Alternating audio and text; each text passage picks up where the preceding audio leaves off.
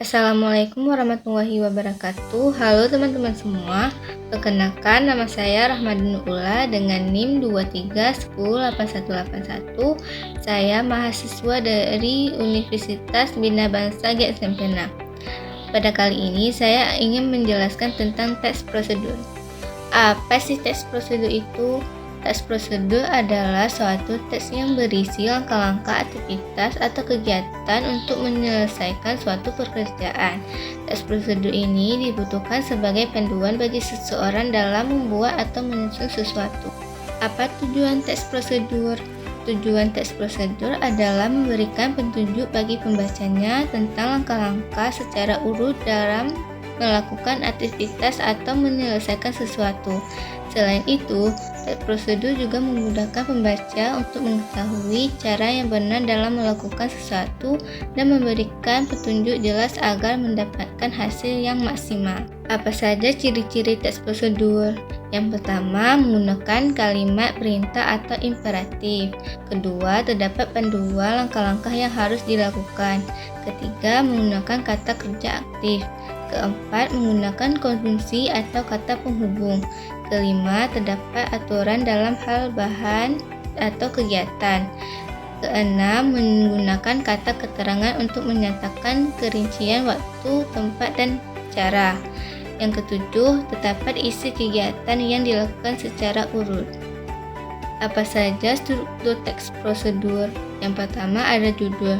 Dalam teks prosedur, judul adalah bagian yang berfungsi untuk memberitahu pembaca tentang tujuan atau hasil akhir dari langkah-langkah yang akan dilakukan. Judul harus singkat, jelas, dan langsung menggambarkan kegiatan atau cara membuat atau melakukan sesuatu. Yang kedua, ada tujuan. Pada awal pembuatan teks prosedur, penulis biasanya memberikan penjelasan terkait tujuan dalam penyusunan teks prosedur. Hal ini juga bisa mengonfirmasikan hasil akhir yang akan dicapai. Yang ketiga, ada material. Material merupakan hal-hal apa saja yang perlu dipersiapkan dan yang dibutuhkan dalam pelaksanaan atau pembuatan kegiatan tersebut. Bagian ini berisi informasi tentang alat atau bahan yang dibutuhkan dalam pelaksanaan kegiatan.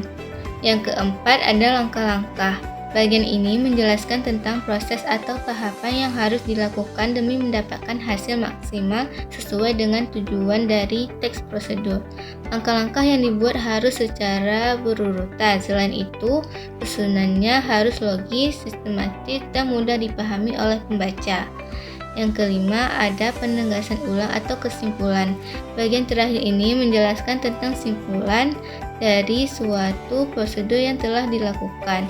Bagian ini bersifat opsional, yaitu boleh ada dan boleh tidak ada dalam teks prosedur. Apa saja jenis-jenis teks prosedur? Yang pertama, teks prosedur sederhana. Teks prosedur sederhana hanya berisi 2 atau 3 langkah saja. Contohnya, cara memasak nasi goreng. Yang kedua, teks prosedur kompleks. Teks prosedur kompleks terdiri atas banyak langkah dan jenjang untuk tiap tahapannya. Contoh teks prosedur kompleks adalah cara memasak rendang. Yang ketiga, teks prosedur protokol. Teks prosedur protokol merupakan teks prosedur yang langkah-langkahnya bisa dibolak-balik, tapi tujuannya tetap bisa tercapai. Contohnya cara memasak mie instan. Berikut contoh teks prosedur sederhana. Contohnya cara memasak nasi goreng. Nasi goreng adalah salah satu menu kegemaran banyak orang dan cukup mudah untuk dibuat di rumah. Berikut cara untuk membuat nasi goreng sendiri.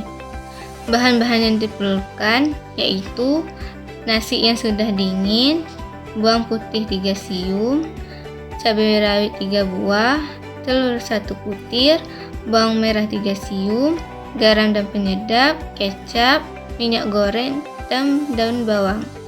Cara memasaknya yaitu haluskan bawang putih, cabai rawit, dan tumis dengan irisan bawang merah dan telur hingga wangi. Lalu masukkan nasi, aduk hingga merata, kemudian masukkan bumbu penyedap, garam, dan kecap secukupnya. Nasi goreng siap dihidangkan selagi hangat, semakin nikmat dengan taburan bawang goreng dan kerupuk. Berikut contoh teks prosedur kompleks, yaitu cara memasak rendang. Rendang adalah salah satu masakan khas Indonesia yang terbuat dari daging dengan bumbu bahan dasar rempah-rempah. Selain terletak pada resep rendang, kelezatan masakan ini tentunya terletak pada cara pengolahannya. Begini caranya. Bahan dasarnya yaitu 1,5 kg daging tanpa lemak dan 2 liter santan.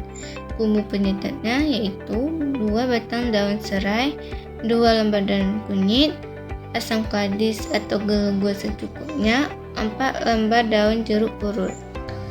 Bumbu halusnya yaitu 12 butir bawang merah, 6 siung bawang putih, 100 gram cabai merah besar, 100 gram cabai merah keriting, 5 butir kemiri, lengkuas, kunyit bakar, jahe bakar, 2 sendok teh garam, 1 sendok teh jintan disangrai, 2,5 sendok makan ketumbar, setengah sendok teh pala, dan penyedap rasa secukupnya. Cara memasaknya yaitu potong daging sapi tipis-tipis sesuai dengan selera, haluskan bumbu yang harus dihaluskan tadi, masukkan santan di wajan, setelah itu daun jeruk, daun kunyit, serai, asam, irisan bawang merah. Masukkan bumbu yang sudah dihaluskan tadi, aduk hingga merata. Masak santan, bumbu sambil sesekali diaduk selama 20 menit. Setelah mulai tampak mengeluarkan minyak, masukkan potongan daging. Masak dengan api sedang sampai santan mengering dan tampak berminyak, serta daging mulai empuk, berarti rendang sudah masak. Lalu angkat dan sajikan. Berikut contoh teks prosedur protokol, yaitu cara membuat mie instan. Mie instan sering dijadikan pilihan alternatif makanan cepat saji. Apabila dikala cuaca dingin saat hujan, untuk menyiapkan sepiring mie instan yang lezat, caranya cukup mudah. Berikut langkah-langkahnya. Langkah-langkahnya yaitu masak 200 ml air. Jika sudah mendidih, masukkan mie ke dalamnya hingga tercelup seluruhnya. Tuang bumbu-bumbu yang ada dalam kemasan mie instan ke dalam mangkuk. Jika mie sudah matang dan lembut, tiriskan air dan tuangkan mie ke dalam mangkuk yang sudah terisi bumbu sebelumnya. Aduk merata hingga bumbu tercampur. Mie instan siap disajikan dengan pelengkap telur rebus atau irisan cabai rawit. Sekian dari saya, terima kasih. Wassalamualaikum warahmatullahi wabarakatuh.